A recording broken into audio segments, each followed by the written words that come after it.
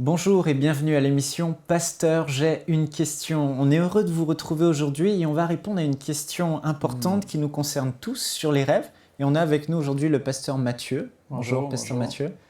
Le pasteur Mathieu nous vient de Ottawa. Il est pasteur à l'église Centre Réveil avec son père, le pasteur Jean Turpin, Ouais, et sa mère, Louise Turpin. Et tu es également directeur de l'Institut biblique Kairos. exactement, oui. À Ottawa, puis on a des étudiants qui nous regardent un petit peu de partout en ligne aussi. Puis Il y a en un direct. campus réel et puis il y a aussi des cours par correspondance. C'est ça, des auditeurs de partout un peu, qui nous écoutent en direct aussi, qui peuvent Et suivre. dans ton institut, tu enseignes. Aujourd'hui, on va répondre à une question de Perside qui nous écrit du Maroc. Elle nous pose la question: quelle importance devons-nous accorder à nos rêves? Je crois que dans ta formation, tu as une série de cours sur les rêves. Oui, exactement. J'enseigne le prophétique sur 1 année et demie. Et puis, la première session, on encourage les gens aussi à voir le caractère de Christ. Et dans la deuxième année aussi, on va dans l'interprétation des rêves. On va aussi dans les visions. Et on encourage aussi les étudiants à pratiquer le domaine prophétique. Parce que Dieu désire nous parler. Amen. Il désire nous parler. Puis, pour répondre à la question de notre frère, c'est un moyen de communication de Dieu. Dieu désire communiquer avec nous à travers les rêves. Et souvent, on oublie que Dieu il est toujours en train de communiquer avec nous. Il désire communiquer dans notre temps de prière le matin, par des visions, par des rêves. Même lorsque un frère vient nous partager son cœur ou partager, parfois ça peut être prophétique. Mais souvent, on oublie que Dieu veut communiquer. C'est un Dieu de communication. Ça, mais souvent, on n'entend pas sa voix. En fait, Ouais. Dieu parle, mais on ne l'entend pas. Oui, puisque souvent aussi, on dit aussi que la voix de Dieu est rarement une voix. Dieu va nous parler en images, Dieu va nous parler au travers de nos rêves. Et puis, juste un verset qui confirme cela dans Actes 2, 17, qui nous dit dans les derniers jours, et puis c'est l'apôtre Pierre ici qui confirme la prophétie de Joël, qui dit: vos jeunes gens, je déverserai mon esprit sur tout être Amen. humain. Vos fils et vos filles prophétiseront. Vos jeunes gens auront des visions et vos vieillards auront des songes. Et souvent, on regarde vieillard, mais moi, je ne suis pas un vieillard, là, je ne peux pas rêver. Mais c'est le contraire, parce que je crois vraiment qu'ici, ça nous parle aussi d'un processus de maturité. Et puis, je crois sincèrement que les rêves font partie de ce que Dieu veut faire dans les derniers jours. Et puis, si on ne capte pas comment Dieu désire nous parler, on manque le bateau. C'est ça, donc les vieillards, dans ce passage, il ne faut pas forcément penser, comme tu le dis, à des personnes qui ont des cheveux blancs, qui sont vieux, mais à des personnes qui ont une certaine maturité, un certain discernement spirituel pour pouvoir saisir et comprendre la voix de Dieu et l'interprétation. Exactement. Et puis vraiment, Dieu désire communiquer avec nous par rêve. Puis un autre passage, si vous savez, juste un petit exemple, on passe 1/3 de notre vie à rêver ou à dormir. Alors, Dieu nous dit qu'il désire parler avec nous au travers de ses rêves. Vous imaginez, sur 60 années, vous allez passer 20 ans de votre vie à rêver. Wow. Et puis ça, c'est vraiment, Dieu ne prend pas aucune occasion. Il veut nous parler même lorsqu'on dort. C'est pour ça que David, le roi David, il dit: Seigneur, garde mon cœur, garde mon esprit, garde-moi même pendant mon sommeil. Car Dieu désire nous parler dans notre sommeil. Et je crois, un exemple de ça, un matin, j'ai rêvé une nuit, je m'ai réveillé avec de la louange céleste. Et je savais que Dieu est en train de me donner de la force. Je m'ai réveillé et j'avais une force surnaturelle. J'ai dit: waouh! J'avais de la musique céleste qui jouait et ça m'a fortifié. C'est un peu comme la parole prophétique. Elle est là pour encourager, édifier et nous bâtir. Et je crois que les rêves aussi ont cette capacité de venir nous encourager, même nous montrer une direction pour notre vie. Il y a tout de différents types de rêves qu'on peut regarder aussi. Mais un des rêves qu'on peut avoir, c'est un rêve de parole, de connaissance. Un homme a eu un rêve un jour, il y avait des problèmes dans son entreprise. Et il avait acheté une machine d'impression qui valait environ 200 000 $. Et il a tout investi dans cette machine, nouvelle technologie, tout, et puis elle ne fonctionnait pas. Même les techniciens sont venus voir la machine, ils n'arrivaient pas à détecter le problème. Et durant la nuit, il a fait un rêve. Il a fait un rêve. Et puis, il s'est vu dans le rêve aller à la machine, ouvrir telle pièce, et à l'intérieur, il y avait un boulon qui était lousse, un boulon qui avait tombé, il l'a fixé et la machine fonctionnait, il se réveille, puis il dit, mais je vais aller faire la même chose. Il va à son entreprise, il rouvre la même porte qu'il a vue dans son rêve, il va et il arrange le truc et la machine fonctionne à merveille. Alors, vous voyez, Dieu désire nous parler. Dieu veut nous parler et je crois que les rêves, pendant qu'on dort, c'est un temps approprié où justement, parce que Dieu nous parle dans la journée, dans le flot de nos pensées, il essaye de nous parler, mais on n'arrive pas à capter la pensée de Dieu. Mais quand on dort, on est là et c'est comme on est vraiment dans un état où on peut vraiment recevoir sans que notre âme fasse interférence en fait. C'est ça exactement, puis c'est ça, les rêves contournent la résistance de notre âme. C'est ça. Un exemple, un rêve peut s'opposer à notre avis. Tandis que si tu es éveillé, si tu as un avis, tu vas pas aller... Tu as ton avis, puis c'est tout, quoi. Mais dans un rêve aussi, ça peut même contredire ta formation ou ton éducation, ton raisonnement, ton logique, même ta condition psychologique. N'importe quoi, Dieu utilise des rêves afin de nous parler, puis de contourner les résistances que pourrait nous offrir l'âme. C'est ça, Pasteur Mathieu, mais j'ai quand même une question, c'est parce que, bon, on voit dans le corps de Christ, les chrétiens, par rapport aux rêves, il y a différentes façons de penser. Il y a ceux qui disent, Ecclésiaste, on connaît ce passage dans Ecclésiaste, chapitre 5, versets 2 à 6. Le verset 2, il dit que les rêves viennent de la foule de nos soucis, de nos préoccupations. Donc, ils sont préoccupés par un sujet, puis ils vont rêver sur ce sujet. Ils ont des inquiétudes, ils vont rêver la nuit sur ce sujet. Et du coup, ils se disent, et puis il y a le verset 6 qui dit, la foule de nos rêves, dans la foule de nos rêves, il y a des vanités. Donc, dans le flot de rêves qu'on a, beaucoup de rêves sont vains. Ecclésiaste nous dit dans la parole. Et dans le verset 2, il dit que beaucoup de rêves viennent de nos soucis, de nos préoccupations. Alors, beaucoup de chrétiens se disent, la plupart du temps, je rêve de mes préoccupations, donc ils négligent les rêves et ils ne leur accordent pas d'importance. Et il y en a d'autres qui sont à l'extrême. Presque tous les rêves qu'ils font viennent de Dieu. Et parfois, il y a un peu de discrédit parce qu'ils disent « Ah, Dieu m'a dit » et finalement, le rêve ne semble pas s'accomplir. Alors, est-ce qu'il y a un juste équilibre à avoir par rapport à ça? Moi, je crois qu'il est important de savoir, premièrement, que la source de révélation la plus certaine, c'est la parole de Dieu. Je crois que si on aligne tous nos rêves par rapport à la parole de Dieu, Dieu va nous aider à découvrir l'interprétation ou ce que le rêve veut même dire au travers de sa parole. Et si on regarde la vie de Jésus, un exemple, il parlait en parabole. De différentes façons. Des fois, les gens ne saisissaient pas tout de suite. Même les disciples n'ont pas saisi Jésus. Et puis, ils ont dû questionner davantage. Et je crois, pour répondre à ce que tu mentionnes, il y a 3 différents aspects par rapport aux rêves. Les rêves nous proviennent de 3 sources différentes. De Dieu, notre âme et même du royaume des ténèbres. Et comme on mentionnait l'âme, je crois qu'il doit y avoir un juste équilibre, mais souvent les rêves de Dieu sont en couleur, full HD. C'est vraiment du HD complet, là. Et puis les rêves qui nous viennent de l'ennemi sont sombres, sont ténébreux. Il y a peu de couleurs. C'est comme... puis aussi, le sentiment que tu vis lors du rêve aussi t'aide aussi à déterminer si le rêve aussi vient de Dieu. Il y a parfois même des rêves qu'on fait que Dieu peut permettre afin de dévoiler le plan de l'ennemi aussi. Parce que l'ennemi est là pour détruire, égorger et veut enlever la vie. Et souvent, Dieu nous parle au travers des rêves. Et puis, je crois sincèrement que si l'équilibre se trouve vraiment dans la parole de Dieu, de dire, écoute, j'ai fait un rêve, et puis aussi la confirmation. Souvent, les gens peuvent rêver qu'ils sont évangélistes ou qu'ils sont sur la route en train d'être un grand prédicateur, mais Dieu, peut-être qu'il ne les appelle pas à cela. Mais c'est cela de laisser Dieu reconfirmer sa parole ou cette révélation. C'est ça, il faut que Dieu confirme parce que souvent on peut voir, on lit un livre sur un évangéliste ou quelqu'un qui fait des guérisons, puis le soir on va rêver qu'on est en train d'imposer les mains à des malades et en train de les guérir. Ça ne veut pas forcément dire que ça vient de Dieu, mais il faut qu'on aille chercher justement dans la parole.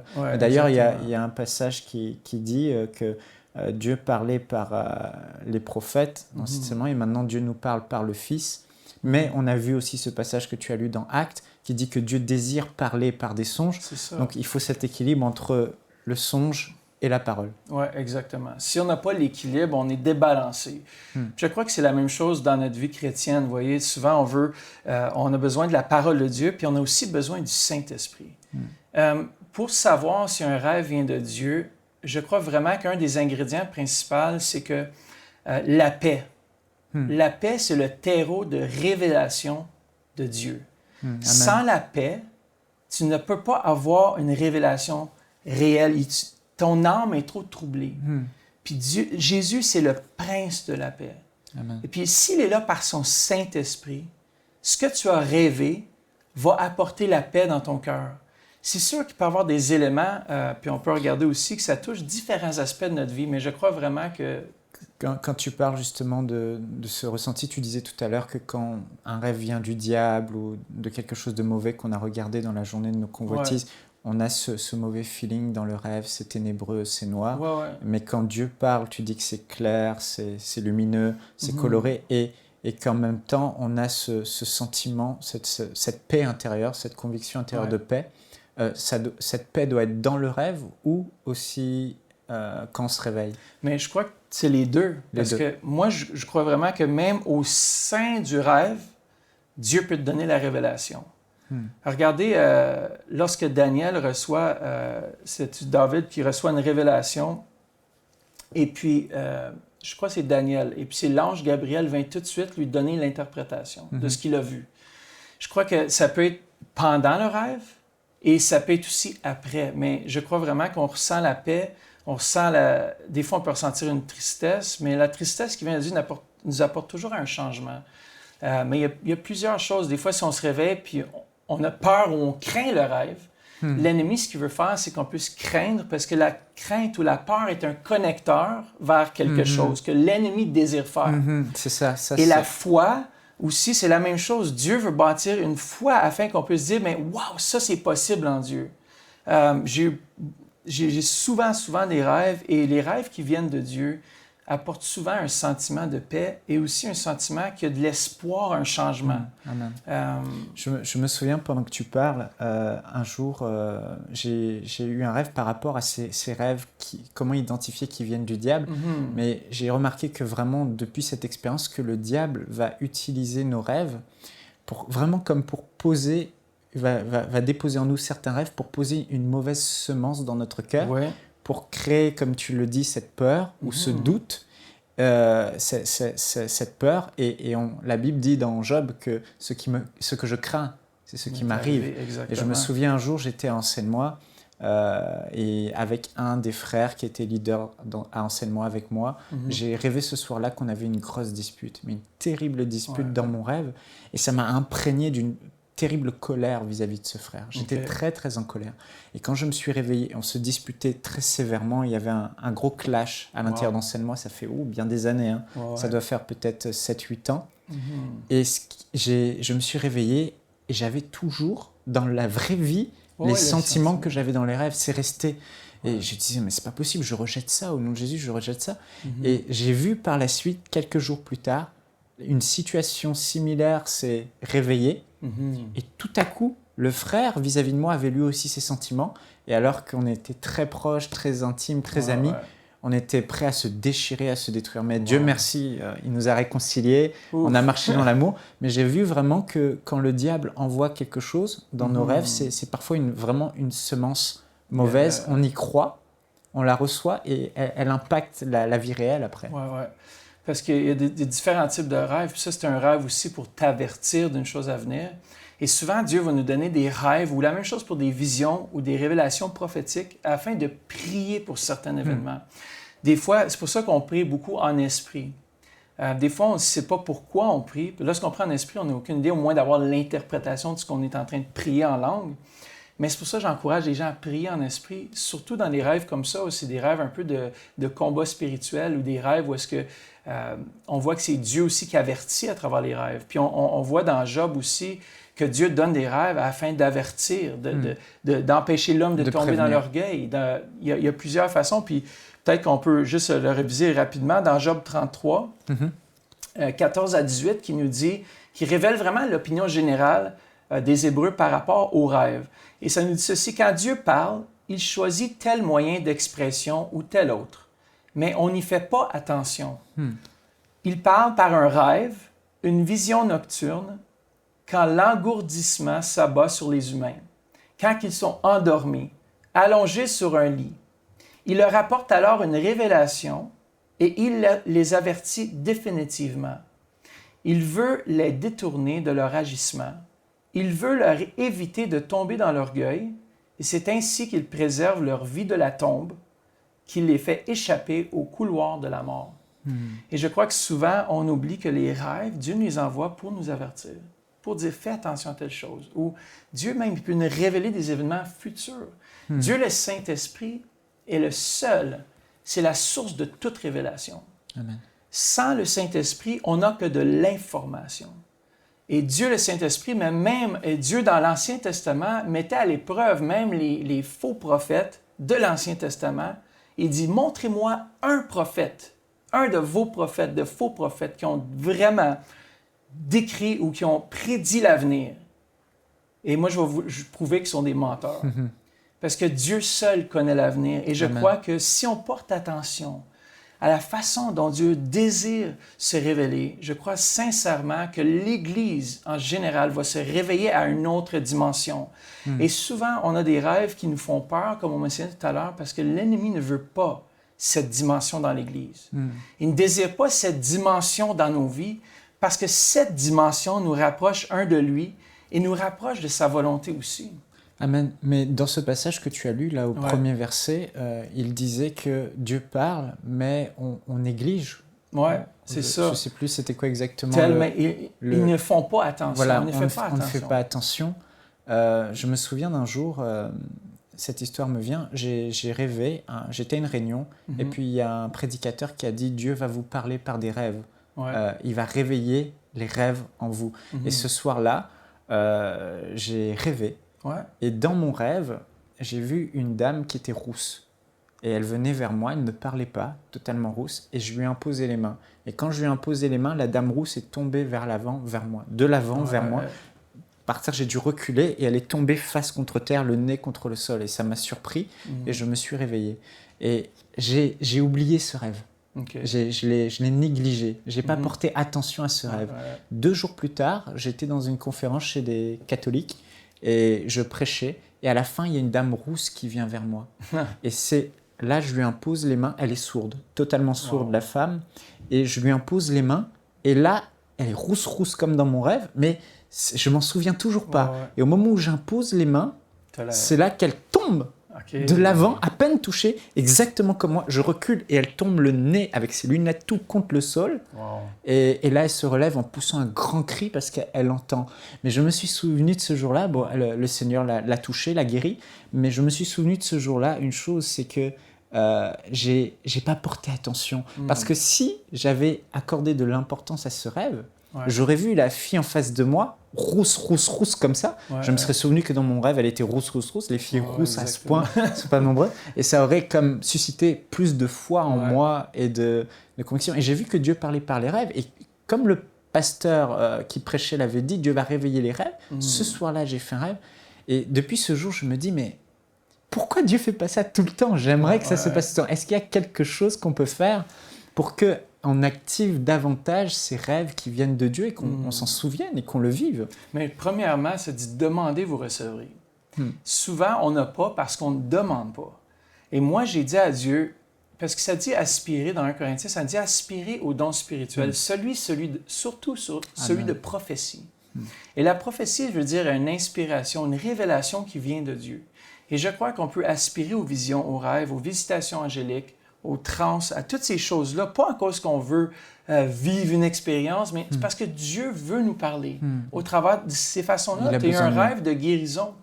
Et je crois qu'on peut demander à Dieu, le Saint-Esprit, puis on peut même activer, maintenant, je crois, sérieusement dans l'imposition des mains et dans l'activation spirituelle, parce que Dieu est un Dieu qui dépasse les frontières des caméras. Vous êtes là maintenant, puis vous dites, moi, je désire avoir plus de révélations. Et Dieu désire communiquer. Si on voit l'œuvre de Jésus-Christ à la croix et ce qu'il a fait, il est venu réconcilier l'homme avec lui. Et puis, il est venu avoir cette Amen. relation intime. Amen. Et souvent, on néglige la façon dont la parole nous dit.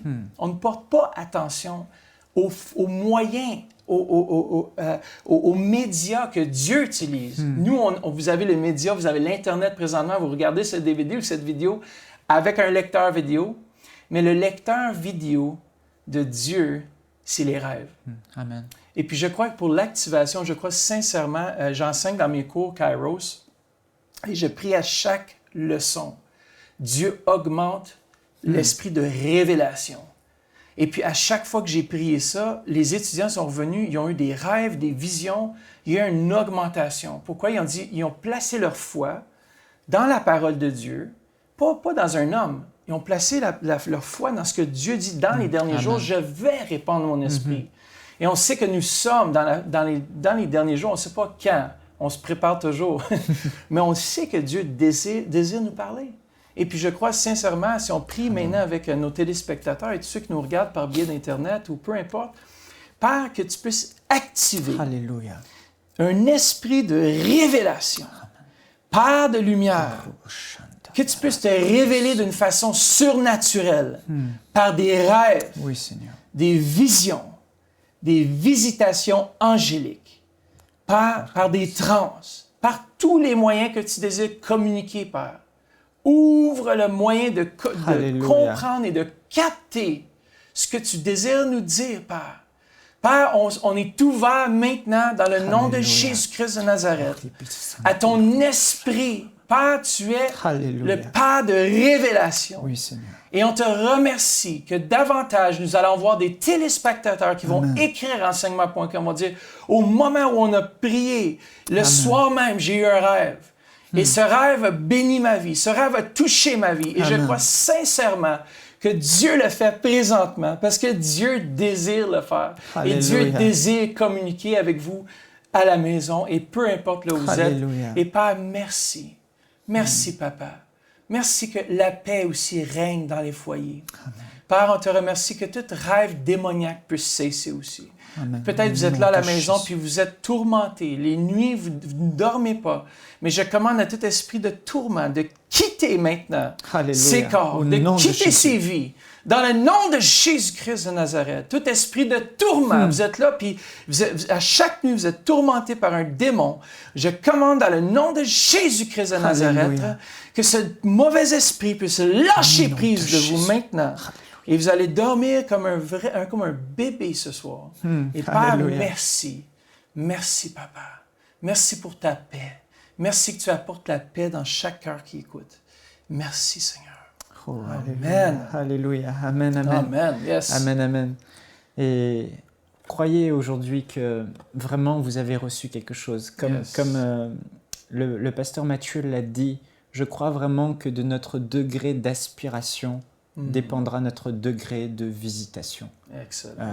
La parole de Dieu a dit, tu l'as lu, le passage, l'apôtre Paul qui dit dans 1 Corinthiens, aspirer aux dons les meilleurs. Excellent, et je crois que plus on va aspirer, plus le corps de Christ va aspirer, comme tu l'as dit, mais avec un bon fond, une bonne motivation, un bon cœur. Celui que Dieu nous parle pour qu'on soit une source de bénédiction pour les autres, pas pour vivre des choses bizarres, parce qu'on est attiré par des choses spirituelles, mais vraiment parce que Dieu veut agir. Et les âmes vont en faire. Les gens souffrent, pasteur Mathieu, aujourd'hui, et on est la réponse à la société, mais souvent, ce qui nous manque vraiment, c'est une parole de Dieu, une vision de Dieu, quelque chose. Et Dieu veut réveiller ces visions authentiques qui viennent de lui dans nos rêves. Amen, c'est vrai, je crois 100%. Puis vraiment, personnellement, j'ai tellement eu des augmentations dans les rêves. Même on vit une transition présentement dans notre Église et Dieu m'a fait rêver que c'était un peu la fin de mon ministère, un petit peu comme que moi je le voyais, puis que Dieu voulait m'apporter dans un autre niveau. J'étais dans mon véhicule, le véhicule représente, puis peut-être dans la prochaine session, on va avoir le temps un peu plus de rentrer, comment vraiment interpréter plus les rêves et comment il y a certains éléments qui vont nous aider à simplifier nos rêves.